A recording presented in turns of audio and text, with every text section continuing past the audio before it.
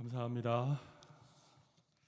우리 오늘 사도신경 강의 5번째 시간을 함께 시작하도록 하겠습니다.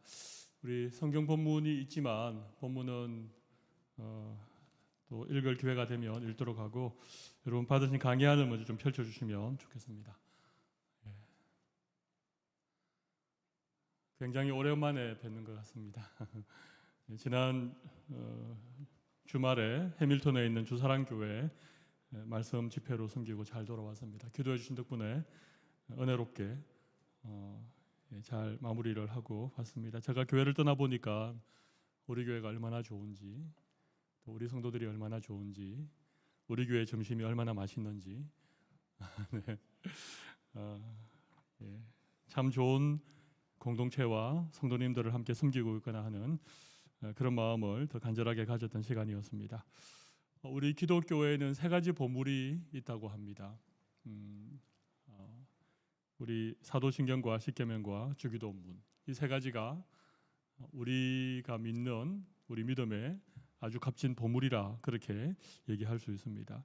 사도신경은 기독교 신앙의 핵심입니다. 우리의 믿는 바에 대한 가장 핵심을 담고 있는 보물이라고 하는 것이죠. 십계명은 우리가 어떻게 살아야 할 것인가, 우리의 삶에 관한 어떤 윤리의 핵심을 담고 있는 보물이다, 그렇게 말할 수 있습니다. 주기도문은 무엇일까요? 이것은 기독교 비전의 핵심이라고 할 수 있다는 것이죠.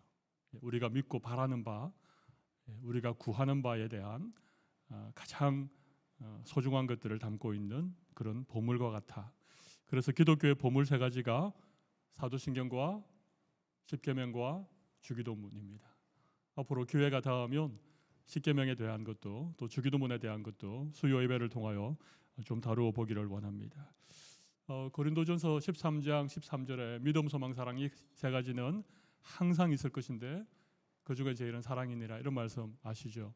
그래서 믿음과 사랑과 소망, 이 세 가지가 우리 믿음의 가장 중요한 덕목이라고 우리가 알고 있습니다. 믿음은 당연히 사도신경이라고 할 수 있겠죠. 그러면 소망과 사랑은 각각 어디에 해당할까요? 소망은 주기도문입니다. 사랑은 십계명이죠. 십계명은 하나님 사랑과 이웃 사랑, 이 두 가지로 그렇게 요약할 수 있습니다. 십계명은 사랑에 대한 그런 계명입니다.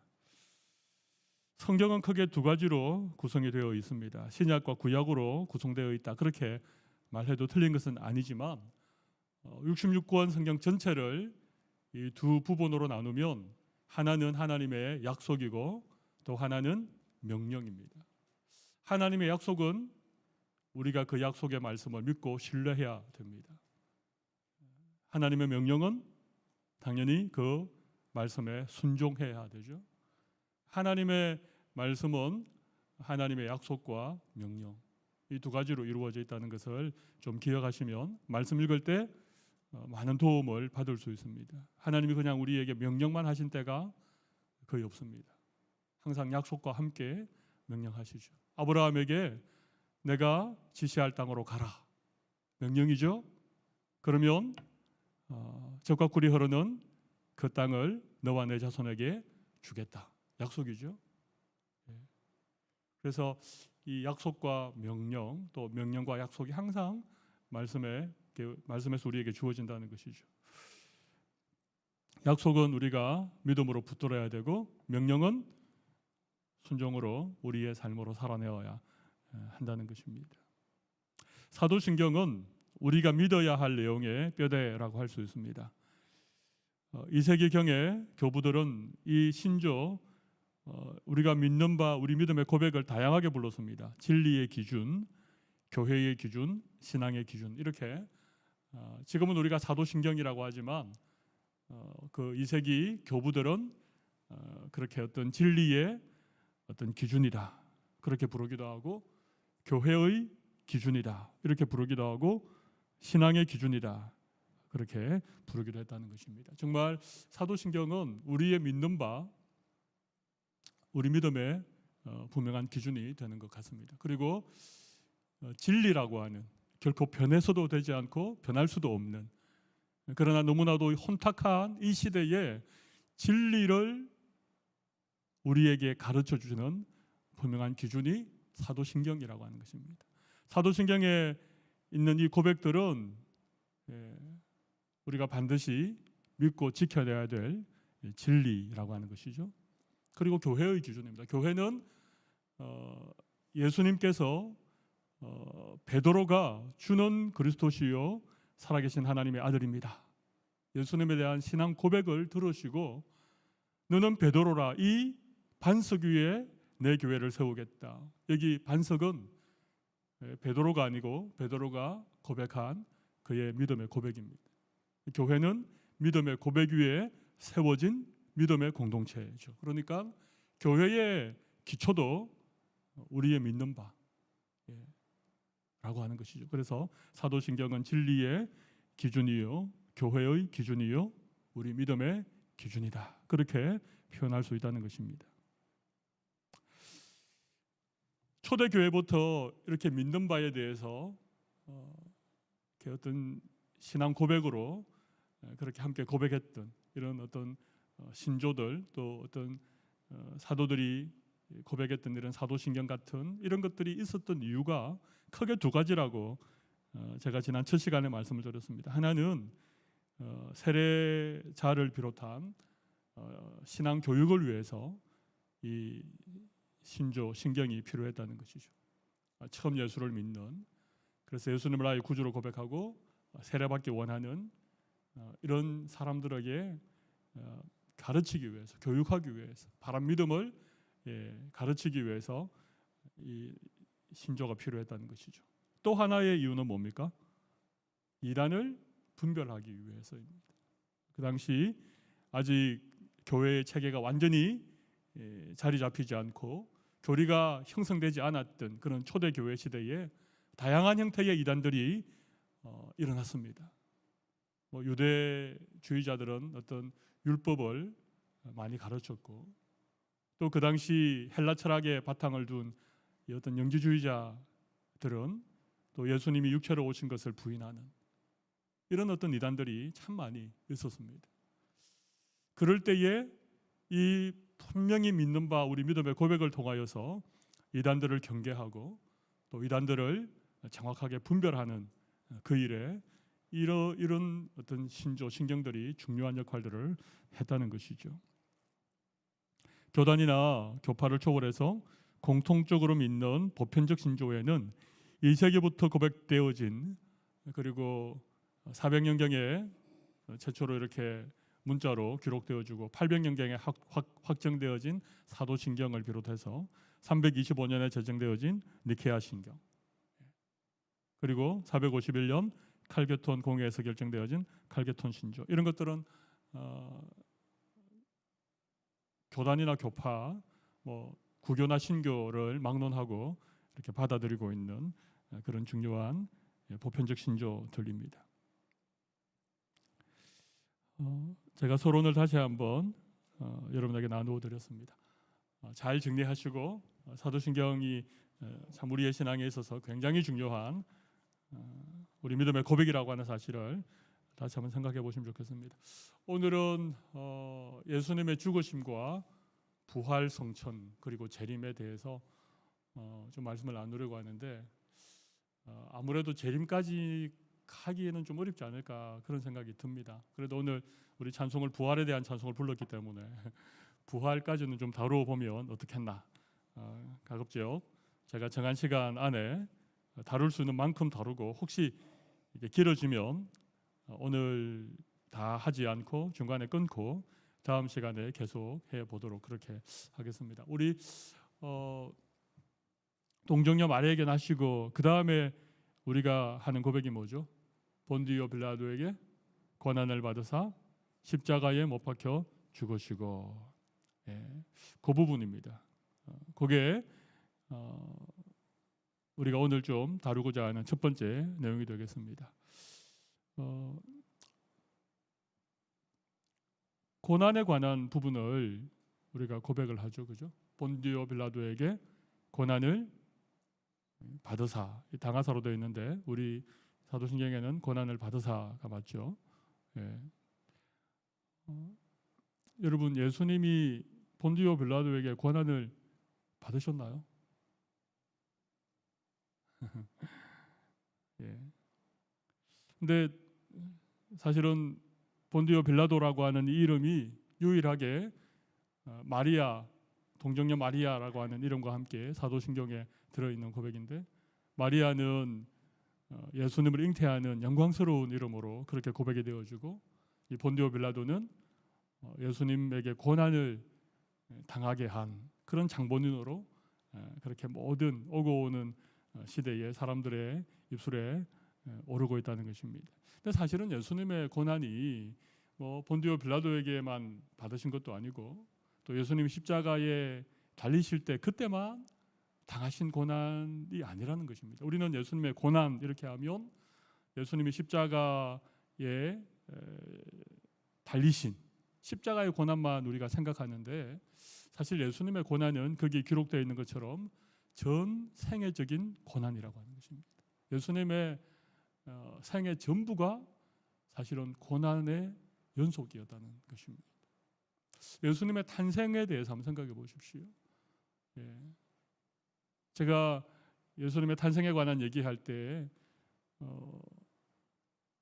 전능하신 하나님이신 천지 만물을 창조하신 하늘보다 더 크신 성자 예수님께서 마리아의 모태에 조그마한 티끌 같은 생명으로 잉태되셨다는 것 자체가 이건 뭐 표현할 수 없는 낮아지심이고 고난의 시작이었다, 그렇게 말씀드렸잖아요. 사실 그것 자체가 고난입니다. 생각해 보십시오.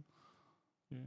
하나님이 사람이 되셨다는 것, 그것도 뭐 30세 정도의 어떤 성인의 몸으로 이 땅에 오신 것이 아니라 모태에 조그마한 씨앗으로 잉태되어졌다는 사실 자체가 이건 고난의 시작일 뿐만 아니라 가장 큰 고난 그 자체를 의미할 수 있겠죠. 예수님은 가난한 목수의 아들로 태어나셨습니다. 나사렛이라고 하는 아주 시골 동네, 갈릴리 호수에서도 한참 떨어져 있는 아주 시골 나사렛이라고 하는 그런 동네에 목수의 아들 요셉이라고 하는 목수의 아들, 그리고 밑으로 동생들이 줄줄이 있는 가난한 집안의 맏아들로 태어난 것입니다. 그러니까 아마 공생애를 한 30세쯤 시작을 하셨는데 예수님의 나이가 30이 될 때까지 결혼도 못 하시고 아마 아버지를 도와서 가정을 책임졌다. 예수님이 공생애를 시작하시고 이렇게 막 귀신을 쫓아내고 또 이렇게 사역을 하실 때 예수님을 이 가족들이 찾아왔죠, 그죠? 근데 예수님을 찾아왔을 때 마리아도 있었고 예수님의 동생들도 있었지만 요셉은 없었지요. 예.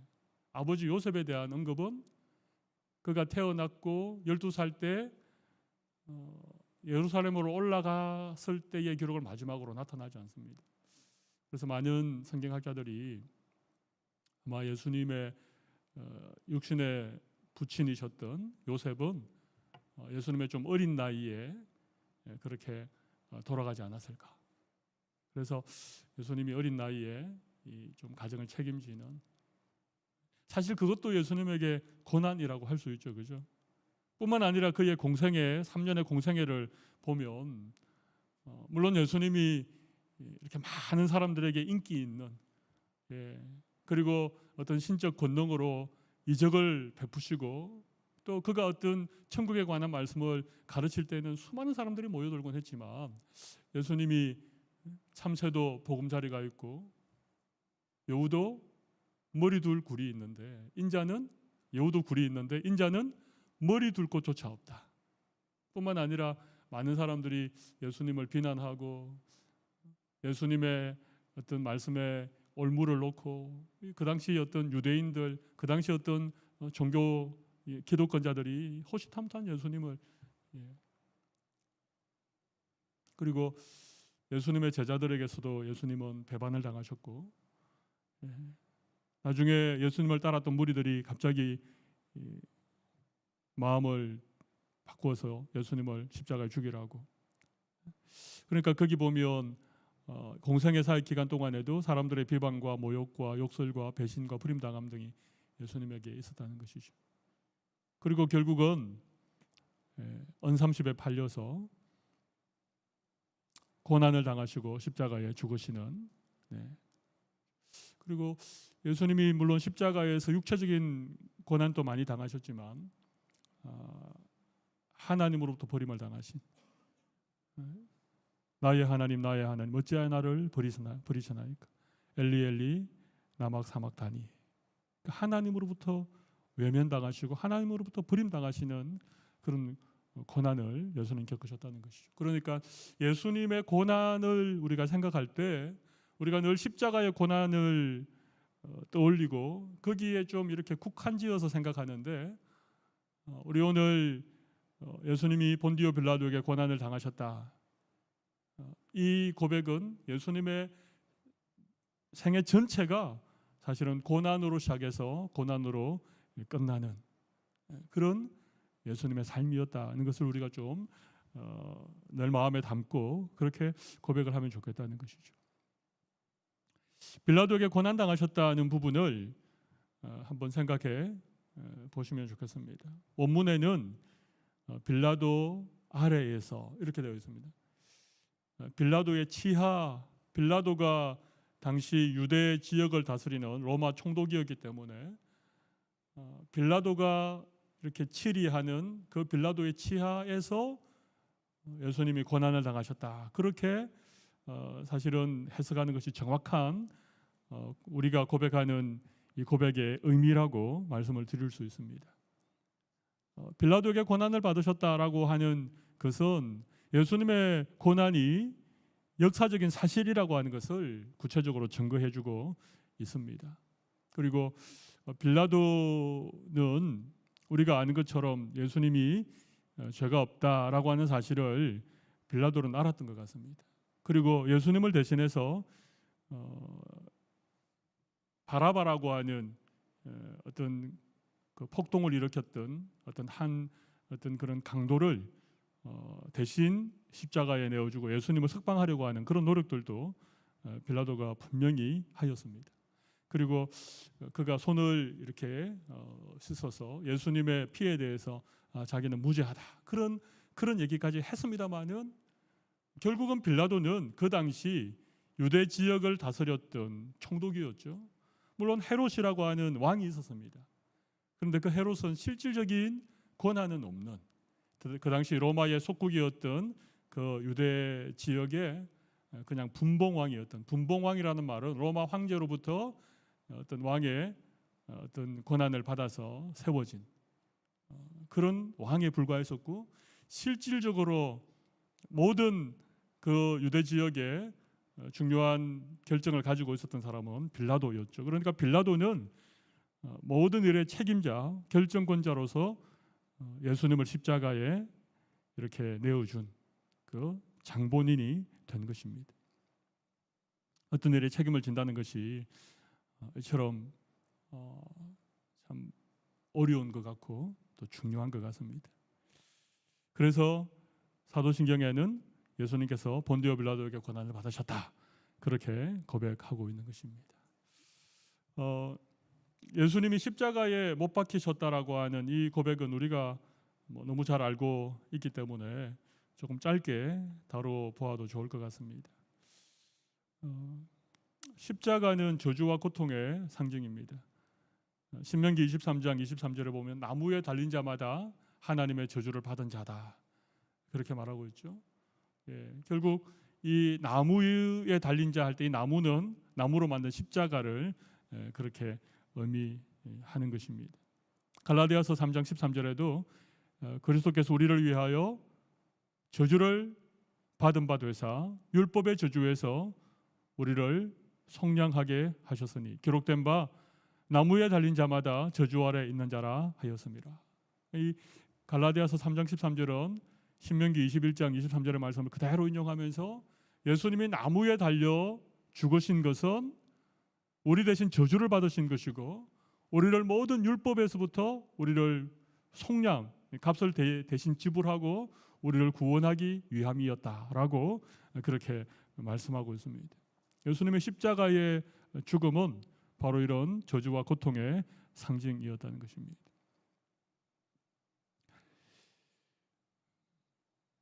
예수님의 십자가의 그 고통을 우리는 너무나 육체적인 그런 고통으로 늘 생각하지만, 그래서 우리 꽤 오래전에 그 영화로 개봉되었던, 혹시 패션 오브 크라이스트라고 하는 영화 기억나십니까? 멜 깁슨이 감독한, 예수님의 그 십자가의 그 고통을 아주 사실적으로 그렇게 묘사해서 정말 그 영화를 보는 동안에 내내 정말 그 예수님의 그 고통을 느낄 수밖에 없게 만들었다. 근데 사실은 예수님의 십자가의 고난은 육체적인 고난으로 치면, 물론 십자가의 고통도 너무나 고통스러운 것이지만, 그래서 이 십자가의 사형이 너무 고통스럽고 너무 저주스러운 것이어서 로마 시민에게는 이 십자가형을 언도하지 않는, 그 정도로 참 극심한 고통이 따르는 그런 사형틀이지만, 그러나 사실은 십자가 사형보다도 훨씬 더 잔인하고 훨씬 더 고통스럽게 처형하는 방법들이 많이 있었습니다. 그 당시에도 있었습니다. 톱으로 켜서 죽이는 건 어떻게 생각하십니까? 예전에 예수 믿는 사람들을 고문할 때 이렇게 손톱을 이렇게 하나씩 뽑으면서, 그거 견딜 수 있겠습니까? 그러니까 사실은 십자가가 육체적으로 정말 고통스러운 그런 사형틀이지만, 우리가 잘 생각해 보면, 또 역사적인 기록을 살펴보면 십자가보다도 훨씬 고통스러운 그런 어떤 것들이 있었다는 것입니다.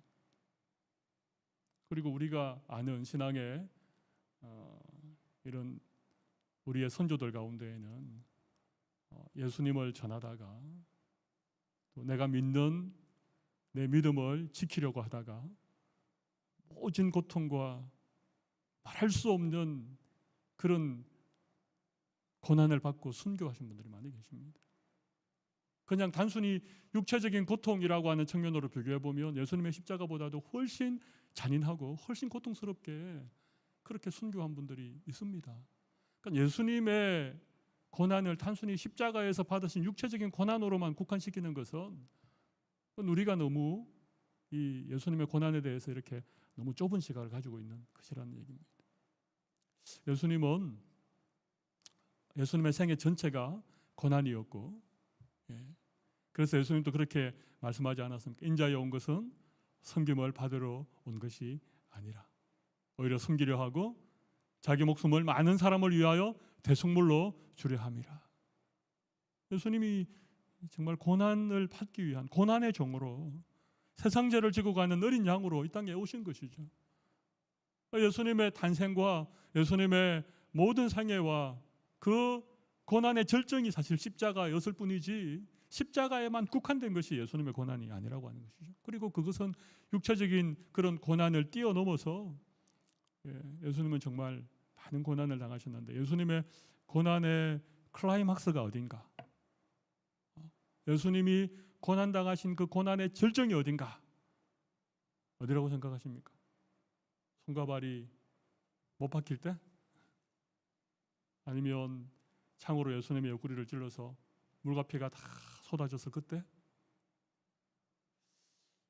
어디라고 좀 말하기가 어렵겠죠. 근데 많은 신학자들이 공통적으로 얘기하는 것이 어딘가 하면, 우리 예수님이 십자가에 달려서 7마디 말씀을 하셨죠. 그걸 십자가에서 7마디라고 해서 가상 7언이라고 얘기를 합니다. 가상이라는 말은 십자가 위에서 7마디 말씀을 하셨다. 그 가운데 가운데 있는 네 번째 있는 나의 하나님 어찌하여 나를 버리시나이까. 엘리 엘리 라마 사막다니라고 하는 예수님과 하나님은 하나이시죠. 우리 믿지 않습니까? 삼위일체, 그죠?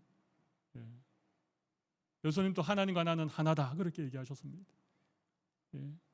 그 삼위일체 하나님은 결코 분리되거나 그렇게 할 수 없는 세 분이 계시지만 한 분 하나님이신 그 성부 하나님으로부터 예수님께서 버림받는 이것이야말로 예수님이 당하신 가장 큰 고난이었다. 그렇게 얘기할 수 있다는 것입니다. 자, 너무 길게 하면 우리 부활까지 못 가니까 여기까지 합시다. 그리고 예수님의 가상 실언을 잘 보면 저들의 죄를 용서하옵소서, 또 한편에 있는 강도를 바라보면서 나와 함께 나고네 있으리라, 또 어머니 마리아를 요한에게 붙어가면서 요한에게 내 어머니다, 보소서 당신의 아들이니이다. 그리고 방금 얘기했던 나의 하나님 어찌하여 나를 버리시나이까. 그리고 목마르다. 딱 이 한마디. 예수님도 인간이셨다라고 하는 그 극심한 고통 속에서도 다 저들의 죄를 용서해 주십시오. 강도에게 나와 함께 나고네 있을 것이다. 육신의 어머니를 사랑하는 제자 요한에게 부탁하는. 그런데 딱 한마디, 목마르다. 그리고 여섯 번째는 다 이루었다. 이건 테텔레스타이라고 값을 다 지불했다, 그런 상업적인 용어라고 여러분 들으셨죠? 우리의 죄값을 다 치르고 우리의 모든 구원을 이루셨다, 그렇게 고백하고 마지막으로 아버지여 나의 영혼을 아버지의 손에 부탁하나이다. 마지막 말씀을 남기시고 운명하셨지요. 예수님의 마지막 십자가에서 하셨던 말씀들입니다. 십자가의 죽음은 무한한 무죄한 죽음이었습니다. 예수님은 죄가 없으셨는데 죄인으로 그렇게 십자가에 이렇게 죽으신 것이죠. 또 한편으로는 대속적인 죽음이었습니다. 다른 사람의 죄를 대신해서 죽는 죽음이었죠. 무죄한 죽음이었고 대속적인 죽음이었습니다. 그러나 가장 고통스러운 죽음은 아니었습니다. 예수님의 십자가가 우리 인간이 죄값으로 치러야 되는 가장 고통스러운 죽음을 대신한 죽음이셨지만, 그러나 단순히 그 십자가의 죽음만을 보고 예수님의 가장 큰 고통을 당하셨다, 그렇게 얘기할 수 없다는 것입니다. 방금 말씀드린 것처럼 예수님이 이 땅에 오신 것이 고난의 시작이었고, 특별히 하나님으로부터 분리되어지는 그 사실 자체가 예수님에게 있어서 가장 고통스러웠다.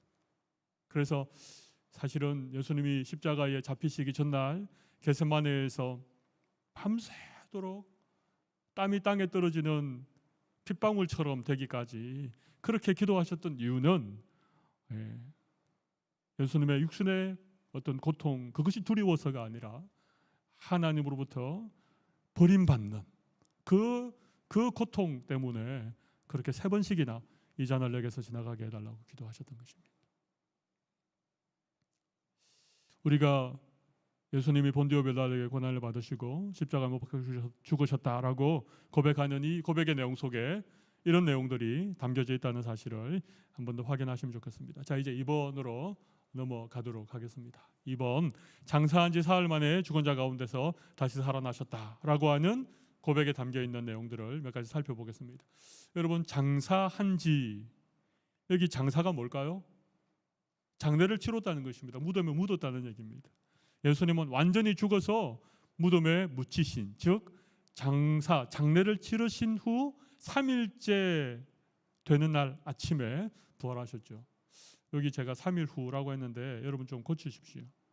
3일이 지난 후가 아니라 3일째 되던 날 새벽에, 그죠?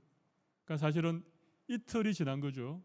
안식일, 죄송합니다, 금요일, 안식일 전날인 금요일 날 십자가에 못 박히셨죠? 그리고 안식일이 지났죠? 그리고 그 다음 날인 주일, 그죠? 네, 안식 후 첫날, 지금 우리가 주일로 지키는 그 안식 후 첫날 새벽에 부활하셨잖아요. 그러니까 금요일 오후에 죽으시고 금요일 오후 늦은 시간에 무덤에 묻히신 다음에 그 금요일 저녁 그리고 토요일 안식일 밤을 지나고 안식 후 첫날 주일 아침에 부활하신 것이죠. 그래서 초대교회 성도들은 예수님이 부활한 이 안식 후 첫날을 예수님의 부활을 기념하여 함께 모였던, 그리고 그것이 점점 안식일보다가는 안식 후 첫날 예수님이 부활한 주의 날에 모이기 시작한 것이 오늘날 모든 교회가 이렇게 주일을 지키는. 그래서 매주일은 사실 예수님의 부활을 우리가 늘 기억하고 부활하신 주님을 우리가 뵙고 그 주님을 뵈러 향품을 가지고 떠났던 그 마리아의 그런 설레임을 가지고 우리가 매주일 아침 주님께로 나오는 그런 날이죠. 자, 이틀이 지나고 3일째에 부활하셨다는 사실은 예수님이 정말 죽으셨다는 것입니다. 예수님이 혼절하셨다가 깬 것도 아니고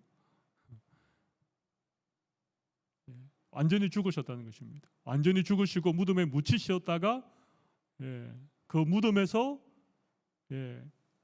돌로 된 큰 문을 여시고 부활하신, 그래서 빈 무덤이 그것을 증거하고 있다는 것입니다. 그래서 장사했다라고 하는 것은 이런 의미를 담고 있습니다. 그 다음에 굉장히 델리케이트한 부분을 좀 함께 나누어 보도록 하겠습니다. 이게 장사한지 그리고 바로 우리는 사흘 만에 그렇게 넘어가는데, 여기 장사한지와 사흘 만에 그 중간에 빠져 있는 고백이 있습니다. 그게 뭔가 하면 엄부에 내려가셨다라고 하는 부분입니다. 사도신경에 이런 내용이 들어있다는 사실을 아신 분들 계십니까 혹시? 고개를 한번 끄덕여 보십시오. 엄부에 내려가셨다 이런 부분이 원래 있었는데 빠졌다, 뭐 혹은 사도신경에 그런 게 있다더라, 그런 얘기를 들어보신 분 계십니까? 네, 들어본 분들도 계시고 처음 듣는 분들도 계신 거예요. 여러분 혹시 오늘 찬송가를 가지고 오셨는지요? 여러분 찬송가 혹시 가져왔으면, 여러분의 찬송가가 새 찬송가라면 찬송가 앞에 있는 사도신경이 나와 있을 겁니다. 혹시 나와 있습니까? 개역 개정성경이나 새 찬송가 앞에 보면 주기도문 사도신경이 이 성경 찬송 맨 앞에 있고 십계명이 맨 뒤에 있죠. 아무튼 사도신경을 한번 찾아보십시오. 거기 보면 사도신경이 두 가지로 나와 있죠. 우리가 늘 하던 예전 개역 성경을 사용할 때 했던 사도신경이 있고 2011년경에 새롭게 번역되어진 사도신경이 있을 것입니다. 찾았습니까 혹시? 있습니까? 거기 보면 장사된 지 사흘 만에 그 사이에 번호가 하나 붙어 있는 게 보입니까? 자그마한 번호가 하나 붙어 있는 게 너무 작아서 잘 안 보이시죠? 거기 2번이라고 붙어 있는데 맨 밑에 내려가면 2번, 장사되시어 지옥에 내려가신 지가 공인된 원문에는 있으나 대다수의 본문에는 없다. 혹시 있으십니까? 옛날 찬송가를 가지고 계신 분은 없습니다. 근데 이제 새 찬송가, 이게 이제 개역 개정으로 개역 성경에서 이렇게 다시 번역을 하고, 번역이 아니고 그 맞춤법을 새로 이렇게 하고, 그리고 옛날 그 구 찬송가 통합 찬송가에서 새 찬송가로 바꾸면서 거기에다가 2011년에 새로 번역되어진 사도신경을 실으면서 이 부분을 다시 한번 확인한 것입니다. 사실은 사도신경의 원문에는 지옥에 내려가셨다 혹은 음부에 내려가셨다라고 하는 부분이 분명히 있습니다. 그리고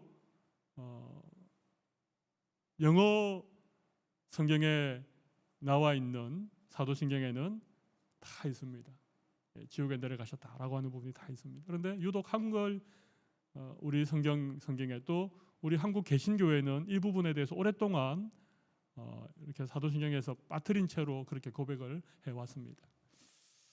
그렇게 된 이유는 여러 가지 설이 있습니다만은, 제가 책에서 보고 알고 있기로는 1900년도 초반에 1903년경에 언더우드 선교사님이 찬송가를 펼치면서 거기에 사도신경을 실었을 때는 분명히 지옥에 내려가셨다라는 고백이 있었는데 1905년도 감리교 선교사들이 감리교 찬송가를 편집할 때에는 음부에 내려가셨다는 걸 뺐습니다. 왜냐하면 요한 웨슬레가 이 부분을 계속해서 빼고 그렇게 고백한 것이 감리교의 전통이었기 때문에 그렇습니다. 그러나 장로교, 언더우드는 장로교 선교사죠. 장로교의 신앙 고백에는 음부에 내려가셨다라고 하는 것이 있었는데 1908년에 장로교와 감리교가 통합 찬송가를 이렇게 만들면서 감리교의 주장을 받아들여서 그때부터 빠진 것이 2011년경까지 계속 빠져온 것입니다. 거의 한 100년을 빠져왔죠, 그죠? 그러다가 2011년에 다시 이 사도신경을 재번역하는 과정에서 이 부분을 넣지는 않았습니다. 대신에 번호를 달고 밑에 난해주에 원문에는 있지만 어떤 번역에는 빠져 있다. 그렇게 참고를 단 것입니다. 어렵죠, 그죠? 예수님이 십자가에 죽으시고 그의 육신은 무덤에 장사되셨는데 예수님이 그 사흘 동안 무덤에 계신 동안 예수님이 음부에 내려가셨다라고 하는 것을 사도신경을 고백했던 그 2세기경부터 오늘날 이르기까지 대다수의 교회들이 그것을 고백하고 있다는 것입니다.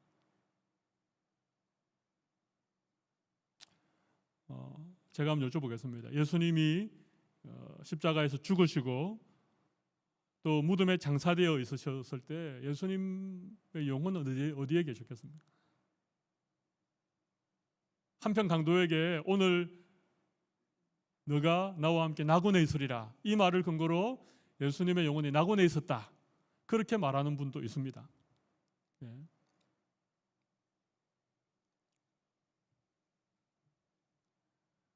또 어떤 분들은 예수님이 정말 우리의 죄를 대속하기 위해서라면 육체의 죽음뿐만 아니라 그의 영혼이 죄인들이 가야 할 음부에 지옥에 가시는 것이 우리의 완전한 구속을 위해서 필요한 일이었기에 예수님은 음부에 가셨다. 그렇게 주장하는 분들도 계십니다.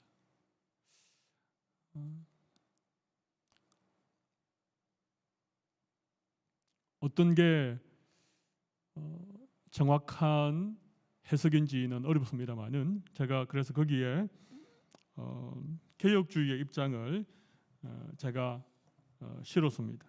제가 한번 읽어보겠습니다. 예수님의 고난과 죽음의 의미를 더욱 심화시켜 지옥과 같은 극한의 고통을 경험하시고 낮아지셨다는 것을 설명하기 위한 표현이다.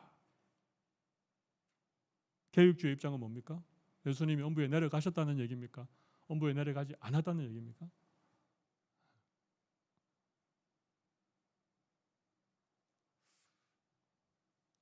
제가 다시 읽어드릴까요? 예수님의 고난과 죽음의 의미를 더욱 심화시켜 지옥과 같은 극한의 고통을 경험하시고 낮아지셨다는 것을 설명하기 위한 표현이라고 합니다. 가셨다는 말이에요? 안 가셨다는 말이에요? 개혁주의 입장은 안 가셨다는 쪽에 가깝죠, 그죠? 예. 상징적인 표현이다. 예수님의 그 십자가의 고통이 얼마나 고통스러웠는지를 설명하기 위한 그런 표현이다. 그렇게 얘기를 합니다만은 사실은 음부에 내려가셨다라고 하는 이것을 상징적으로 해석한다면 그 이후에 있는 그 이후에 죽은 자 가운데서 다시 살아나시며 하늘에 오르셨다는 것도 그러면 상징적인 표현일까요? 그렇게 볼 수 없다는 것이죠. 그래서 이 부분은 상당히 난해한 그런 부분은 분명합니다. 그러나 우리는 이렇게 생각해 볼 수 있습니다.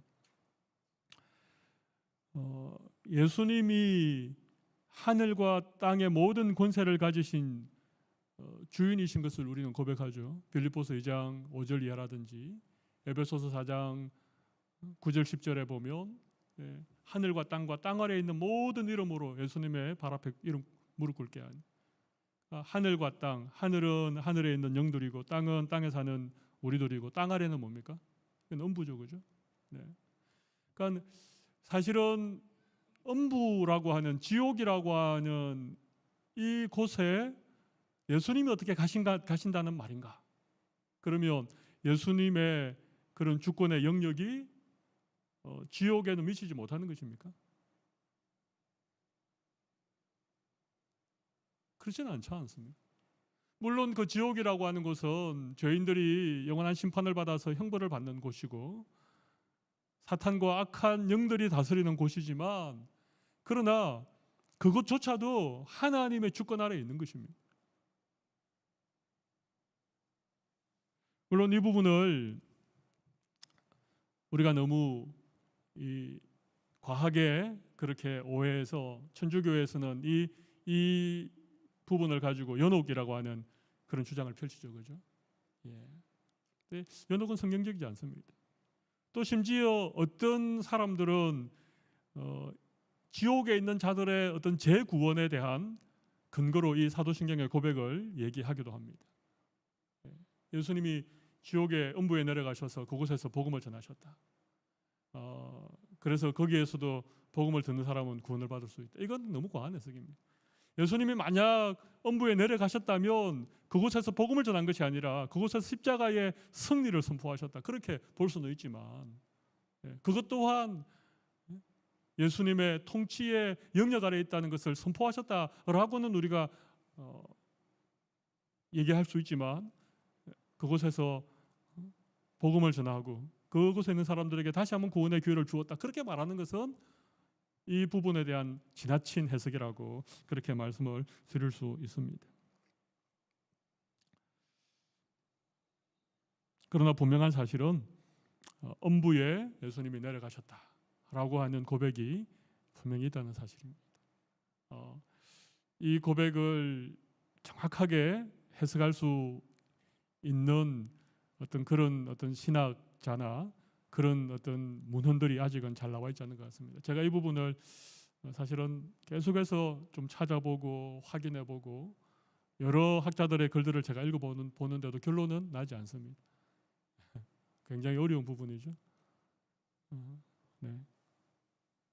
그러나 우리 예수님은 지옥에 내려가셨다라고 하는, 그리고 지옥조차도 우리 예수님의 주권의 영역 아래에 있는 곳이라는 것입니다. 우리는 지옥에서 영원한 심판과 영원한 형벌을 받는다라고 믿고 있습니다만은 하나님의 시간의 관점에서 하나님의 우주적인 그런 통치의 영역에서 우리가 다 그 부분을 알 수도 없고 이해할 수도 없지만 우리가 알고 믿는 것보다 더 큰 그런 영역들은 존재할 수 있다고 저는 생각합니다. 네. 여기까지 하고 제가 설명을 그만해야지 될 것 같습니다. 설명을 더 하다간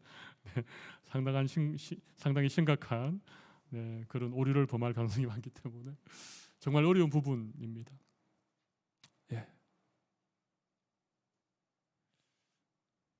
제가 예전에 작년 이맘때쯤 저희 교회 주보에 그 책을 한 권 소개하면서 이재철 목사님의 성숙자반이라고 하는 책을 소개했는데 이재철 목사님의 책에 보면 사도신경에 관한 해설이 잠깐 소개되고 있는데 거기 보면 이재철 목사님은 예수님이 음부에 내려가셔서 복음을 전했다라고 하는 부분을 상당히 동의하는 그런 측면들이 좀 설명되어지고 있습니다만은 그러나 그곳에서 복음을 전하셨다라기보다는 그곳에서 예수님의 십자가에서의 승리에 대한 그런 선포를 하셨다라고 보는 것이 훨씬 우리 개혁주의적인 입장이다. 그렇게 설명을 드릴 수 있겠습니다.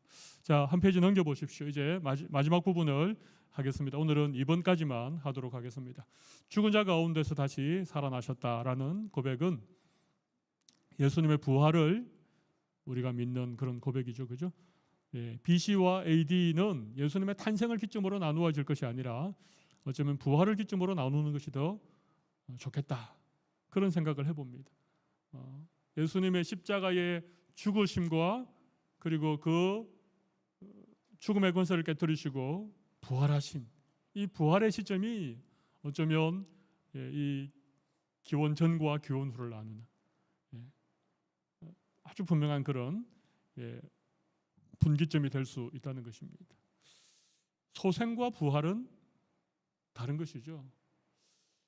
부활하신 분은 예수님밖에 없습니다. 그러나 죽었다가 다시 살아난 사람들은 꽤 있죠. 그죠? 나인성 과부의 아들도 그렇고 야이로의 딸도 죽었다가 살아났고 구약에도 보면 죽었다가 살아난 사람이 있죠. 그죠? 심지어 베드로도 죽었던 사람을 살린 적이 있죠. 다비다라고 하는 그런 여인을, 욥바에 사는 여인을 베드로가 살렸잖아요. 근데 그건 부활이 아닙니다. 그건 소생입니다. 소생. 죽었다가 다시 깨어난 것이죠. 그리고 소생한 사람은 다시 죽습니까? 안 죽습니까? 당연히 죽죠. 부활한 사람은 죽습니까? 안 죽습니까? 안 죽죠. 소생과 부활은 다른 것입니다. 부활하신 분은 예수님이 유일하신 분이십니다. 그리고 부활은 그냥 죽었다가 깨어나는 것이 아니라 부활은요, 보십시오. 다시 살아나 새로운 몸으로 변화되는 것이 뭐라고요? 그게 부활입니다. 그래서 부활은 연속성과 불연속성이 있습니다. 부활은 죽었다가 다시 살아나는데 변화된 몸으로 살아나는 것을 부활이라고 한다는 것입니다. 예수님은 부활하셨는데 예수님을 그토록 사랑했던 막달라 마리아가 부활하신 예수님을 보고 예수님을 바로 알아봤습니까? 못 알아봤습니까? 못 알아봤죠, 그죠? 예수님께서 평안하냐 그렇게 물어보시니까 그제서 이제 마리아의 눈이 열려서 예수님인 줄 알았잖아요. 처음엔 동산지기라고 생각했습니다. 엠마오로 가던 두 제자, 거기는 분명히 제자라고 얘기하죠. 예수님과 동행하면서 길에서 예수님과 대화를 주고받았는데도 그들이 예수님인 줄 몰랐잖아요. 성경을 풀어주시니까 그들의 마음이 뜨거워져서 눈이 열리니까 우리와 함께 길에서 동행했던 분이 예수님이구나. 그때 알았잖아요. 예수님이 변화하신 것입니다. 부활의 몸으로 변화하신 것입니다. 영광스러운 몸으로, 그죠? 완전한 몸으로 예수님의 부활이죠. 그래서 예수님은 도마에게 내 손에 못자국을 만져보고 내 허리에 있는 창자국을 만져보라. 예수님은 육신을 부활하셨어도 예수님 육신을 가지셨어요. 그죠? 근데 예수님은 문이 닫혀 있는데 들어오셨죠. 그리고 고린도전서에 보면 일시에 500여 형제에게 예수님이 이렇게 보이셨죠. 물론 500명이 다 모여 있었을 때 보였는지 아니면 500여 형제에게 일시에 동시에 보였다는 게 어떤 의미인지. 그러니까 사실은 예수님의 부활하신 몸은요, 우리와 같은 육신의 몸으로 입고 있지만 시공의 제한을 뛰어넘는 3차원이라고 하는 3차원, 우리가 사는 세상이 3차원의 세상이죠. 시공간의 제한을 받는. 근데 예수님의 부활하신 몸은 육신을 입고 계신데 그런 시공간을 초월하는 몸을 입고 계신 거예요.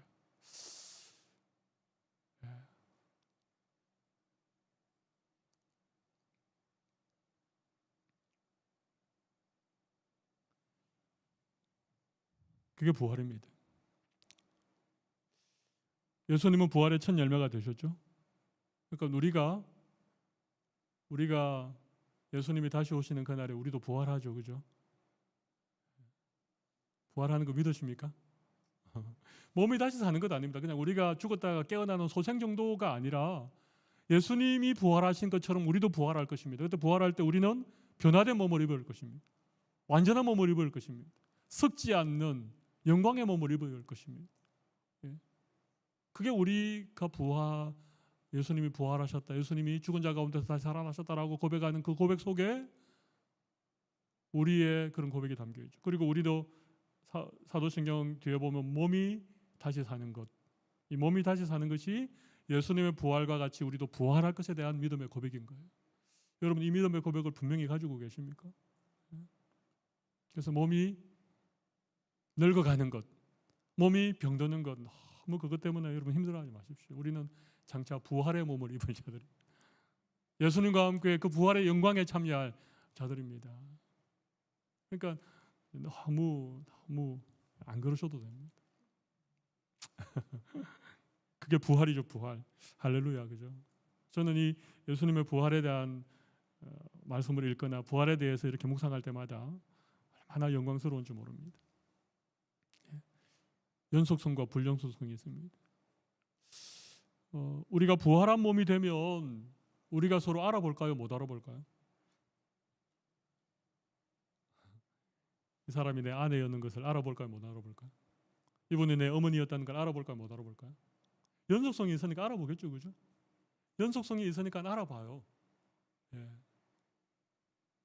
그런데 우리가 부활한 몸이 되면 그런 어떤 부부의 관계, 부모 자식 간의 관계 이런 것들이 별 의미가 없어집니다. 왜냐하면 우리가 부활한 몸으로 이게 서로가 완전한 관계를 회복하기 때문에 그렇습니다. 우리가 지금은 죄 아래 있기 때문에 부부가 되어도 서로 중내 사내, 그죠? 사내 못 사내, 그죠? 형제지간에도 서로 다투고 미워하고 뭐 그래도 피는 물보다 진하다고, 그래도 이렇게 어떤 가족이나 혈연으로 이어진 이런 관계들을 이루며 우리가 살아가는데, 근데 우리가 부활한 몸을 입으면 그런 게 의미가, 그런 관계들의 의미가 별로 없어져요. 왜냐하면 하나님 안에서 우리가 완벽한 관계가 되기 때문에. 내가 알 수는 있으나 그것이 뭐 다른 사람들과의 관계보다 어떤 특별한 관계는 아닌,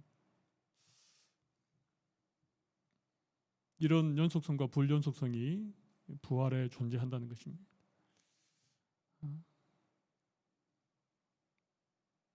예수님은 부활하셨습니다. 그리고 부활의 증거들이 있습니다. 수많은 부활의 증인들이 있죠. 적어도 복음서와 사도행전은 11번 이상 예수님이 부활하신 몸을 여인들에게, 제자들에게, 도마가 없는 자리에, 도마가 있는 자리에, 디베라 바닷가에서, 뭐 아무튼, 그리고 맨 마지막에 다메섹으로 가는 바울에게조차 그렇게 11번 이상 수많은 증인들에게 나타나셨다는 것이 얘기되고 있습니다. 그리고 빈무덤에 증거가 있죠. 예수님께서 내가 다시 부활하리라고 하는 것을 제자들에게 여러 번 말씀하셨습니다. 그리고 부활한 이후에 제자들이 완전히 변했다는 것입니다. 이것은 예수님이 부활한 것이 거짓이라면, 예수님의 부활을 누군가 꾸며낸 얘기라면 제자들이 그렇게 변화될 수가 없겠죠. 뿔뿔이 흩어졌겠지만 흩어졌던 제자들이 다시 모여서 정말 변화된, 그리고 그들 모두가, 사도 요한을 제외한 모두가 예수님처럼 이렇게 순교 제물이 되어지는, 그리고 교회가 태동하고 2000년이 넘는 세월 동안 여전히 교회는 예수 그리스도의 부활을 믿고 그 부활을 증거하는 강력한 그런 복음의 공동체가 되고 있죠. 그래서 여러분, 부활은 역사 가운데 일어난 확실한 역사적 사실입니다. 꾸며낼 수 없는, 부활을 믿는 자들에게는 어떤 유익이 있는가 하면 죄 용서함을 받게 되고 죄의 권세로부터 우리는 해방하게 되어지죠. 여러분, 죄의 권세 가운데 가장 강력한 게 뭘까요? 죽음입니다. 죄는 죽음이라고 하는 가장 강력한 무기를 가지고 사람들을 위협하죠. 그런데 우리가 예수 그리스도의 부활을 믿는 순간 죄의 권세로부터 우리가 자유하게 되는 거예요. 그래서 예수 믿는 사람은 죽음에 대해서, 예수 믿지 않는 사람들이 죽음에 대해서 가지는 그런 생각과는 전혀 다른 생각을 가집니다. 죽음을 두려워하지 않고 오히려 죽음을 사모하고 그 죽음 이후에 있는 영광스러운 나라에 대한 소망을 가지고 살아가게 되는 것이죠. 미래에 대한 소망이죠, 그죠? 그러니까 부활을 믿는다는 것은 이렇게 중요한 것입니다. 우리 시간이 많이 갔기 때문에 오늘은 제가 부활까지만 말씀을 좀 나누도록 하겠습니다. 여러분, 예수님의 부활을 믿으십니까? 예수님의 부활이 우리의 첫 열매가 되신다는 사실도 믿으십니까? 예수님의 부활과 우리의 부활이 맞닿아 있다는 이 사실을 우리가 기억하고, 예수님이 죄와 사망의 권세를 깨뜨리고 부활하셨듯이 우리도 죄에서 이제 해방받아서 더 이상 죄의 종로로 사는 것이 아니라 부활의 소망을 가지고 그렇게 믿음으로 살아갈 수 있는 우리 성도들이 되시면 좋겠습니다.